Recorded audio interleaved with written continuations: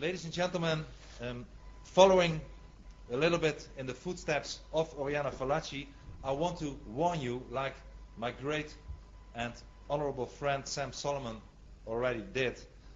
I want to warn you for a great threat. And this threat is called Islam. Islam indeed is built on two rocks. The first one is the Quran, Allah's personal word with orders that need to be fulfilled by Muslims regardless the place, regardless the time. And as you know, the Quran calls for hatred, for violence, for submission, for murder, for terrorism, for war, for the Islamic jihad. The Quran calls upon Muslims to kill non-Muslims, and the Quran considers Jews to be monkeys and pigs. And that is why the great German philosopher Arthur Schopenhauer called the Quran inferior. And that is why the former British Prime Minister Winston Churchill and your own Oriana Fallaci compared the Quran to Adolf Hitler's Mein Kampf, as I did myself as well. Second, there is the so-called perfect man, Muhammad. His deeds have to be imitated by all Muslims. And since Muhammad was a warlord and executed prisoners of war, we know exactly what to expect. The brave American apostate, Dr. Wafa Sultan, said, and I quote, "The problem is that the Quran clearly says that Muhammad should be a role model for every Muslim. You are not allowed to criticize him, but you should follow his footsteps. As a Muslim, it's your mission to spread Islam by the sword." End of quote. Ladies and gentlemen, let no one fool you. Islam means submission. So there cannot be any mistake about its goal. There might be people who call themselves moderate Muslims, but there is no moderate Islam. A total of 54 million Muslims live across Europe today. And in less than half a century, the number of them have increased rapidly. The Islamization of Europe affects the European achievements of the last century. And the question you and I, the question we have to ask ourselves is, are we prepared? Are we prepared to defend our achievements? Are we prepared to defend our culture, our identity, the equality of men and women? Are we prepared to defend it, the equality of homosexuals and heterosexuals? Are we prepared to defend the separation of church and state? Are we prepared to defend freedom of speech? In fact, are we prepared to defend freedom?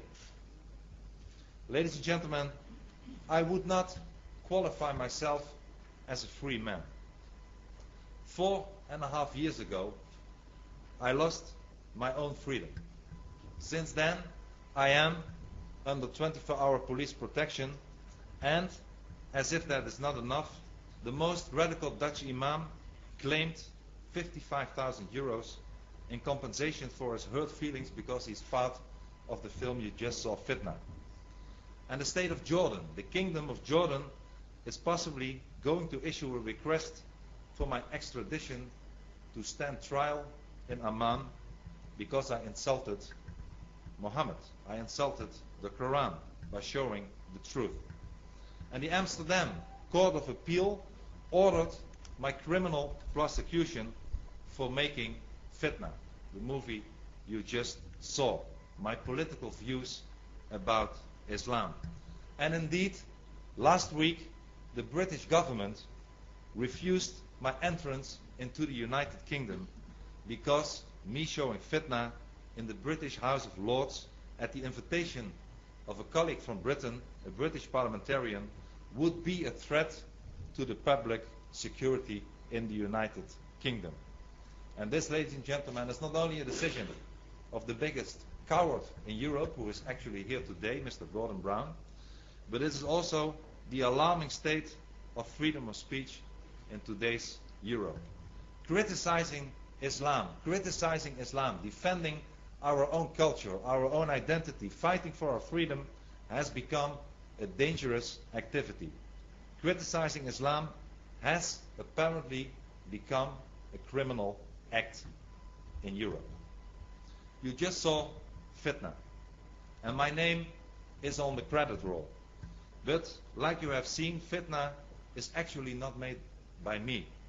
It is made by radical Muslims. It's made by the Quran. It is made by the Islam itself.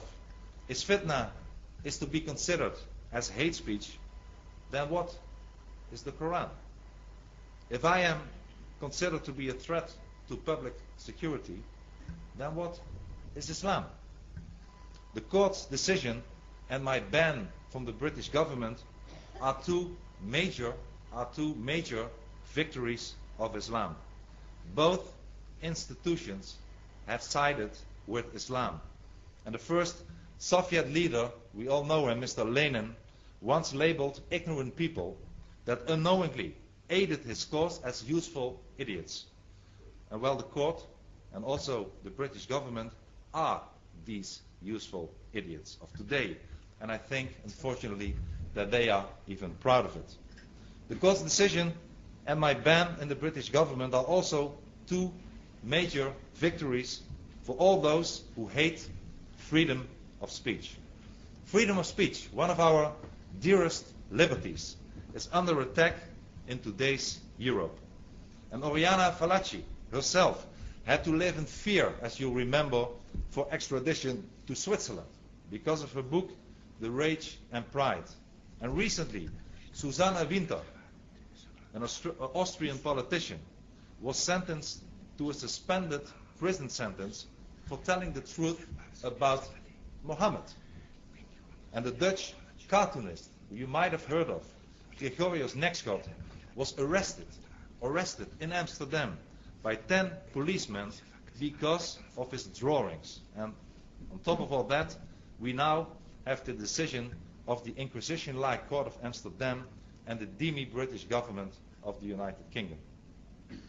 Freedom of speech, ladies and gentlemen, freedom of speech, unfortunately, is no longer a given in Europe. What we once considered to be a natural component of our existence is now something we have to fight for. That is what is at stake. Whether or not I end up in jail is not the most important issue. The question is, will free speech be behind bars? And I repeat the words inscribed on the headstone of the murdered Dutch anti-Islam politician Dr. Pim Fortuyn, who lies buried here in your country, Italy, and would have celebrated his birthday today. Loquendi libertatem custodiamus. In English, let us guard the freedom of speech. And that is why I propose the withdrawal of all hate speech laws in Europe. I propose a European First Amendment, like the Americans have. Freedom of speech is the keystone of our Western civilization. It's the keystone of our democracies and the keystone of our freedom. And that is why the freedom of speech should be extended instead of restricted. Salman Rushdie's The Satanic Verses, Ayaan Hirsi Ali's and Theo van Gogh's film Submission, Kurt Westergaard's cartoons, and my own documentary Fitna should never, ever be banned, but should be protected. As George Orwell once said, if liberty means anything at all, it means the right to tell people what they do not want to hear. Ladies and gentlemen, it is indeed 5 minutes to 12 in Europe. In Europe of today, our freedom is at stake. Islam is Europe's Trojan horse. The differences between Saudi Arabia and the Netherlands, between Iran and Italy, are blurring. The first Islamic invasion of Europe was stopped in Poitiers in 732, and the second Islamic invasion was halted in the gates at the gates of Vienna in the 17th century. And now we have to stop the current and stealth Islamic invasion. Ladies and gentlemen, once Islam conquered Constantinople, now it wants to conquer Rome. It wants to conquer Amsterdam. We cannot let that happen. We have to stop the Islamization of Europe. Because if we don't, indeed, Europe will become Eurabia, as Bacchier predicted. Fortunately, there is some hope. This hope does not come from our demi-governments, but it comes from the people. In my own country, the Netherlands, 60% of the population considers mass immigration to be the #1 policy